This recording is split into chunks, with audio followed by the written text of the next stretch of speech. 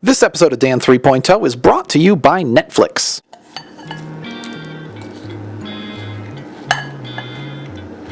Delicious. Good morning, Pogo Tribe. It is Tuesday, August 10th, 2010. There's a lot of stuff I've been thinking about Dan 3.0, but haven't yet had a chance to say, so today I'm going to say the things I've been thinking about saying. Dan 3.0 has been going on for 1 week now. That is to say that we are 1.9% of the way through this project. Now, from the beginning, we've been framing this as an experiment, and I want to make sure it's clear to you guys that we're not just using that as a buzzword. We really mean it. This sort of thing hasn't been done before, and going in there were a lot of unknowns. Would the decision engine work? How would viewers respond to partnering with Revision 3? What sort of tasks would make it to the top? Etc., etc., etc. We prepared as best as we could. I mean, we came up with starting points for the decision engine and the show format, but there was no way to predict the future. When August 2nd rolled around, it was still a bit like jumping off the high dive blindfolded. And I mean, we knew it was going to be like jumping off the high dive blindfolded, but that doesn't change the fact that it was like jumping off the high dive blindfolded. The bad news is that the metaphorical pool we were jumping into was not full of metaphorical delicious chocolate pudding. But the good news is that we didn't belly flop. And in not belly flopping, I am declaring the first week of Dan 3.0 to have been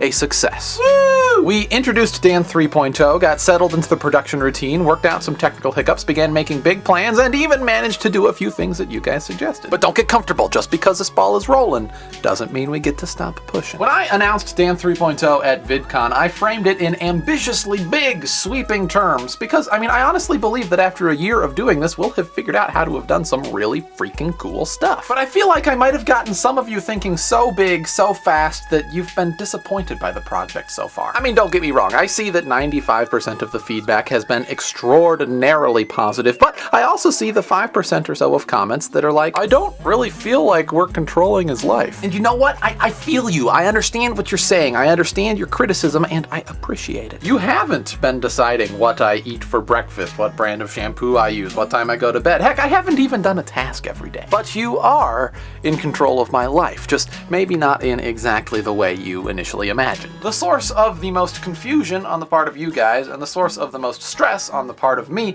have been the small goals. Going into Dan 3.0, I wasn't entirely sure what role small goals would play in the project, and I'm still not entirely sure, but I am sure about one thing. For a time, I used the terms small goals and daily goals interchangeably, and that was a mistake. We're not going to be able to do a small goal every single day. Some days I'll be traveling, some days I'll be sick, some days technical difficulties will keep me down, some days I will be too busy working on a bigger goal, and some days I'm going to have so much to say that I'm just going to want to talk to you guys, like today. But whether or not I do a small goal on any given day doesn't change the fact that you are in complete control of the overarching vision for Dan 3.0, and Dan 3.0 is very much so dictating what I am doing with this year. So yeah, those thoughts have been churning around in my brain for the last week or so, and I just wanted to get them out there. Before I go, I gotta give a shout out to today's sponsor, Netflix. Netflix has signed on as a Dan 3.0 sponsor to help me get to Pennsylvania in a couple weeks to visit my girlfriend for her birthday. If we can get them 200 new signups over the course of the next 2 weeks, they're gonna cover all of the expenses for the trip. I mean, no pressure or anything. Don't sign up for it just because you want me to go to Pennsylvania. But if you're into movies, Netflix delivers them directly to your home, saving you time, money, and hassle. As a Netflix Unlimited member, you get DVDs straight to your mailbox in approximately 1 business day. And if that's too long a wait for you, you can choose from thousands of movies or TV shows directly on your PC, Mac, Xbox 360, Wii, or PlayStation 3. You can watch as many movies as you want. Shipping is free. There are absolutely no late fees. And as a Dan 3.0 viewer, you can get a free trial. Head on over to netflix.com/pogobat to take advantage of this super duper stupendous offer. And so that they know that I sent you, because if they know that I sent you, then they'll like me more. And if they like me more, they'll be more inclined to do stuff like this for us in the future. Anyway, that's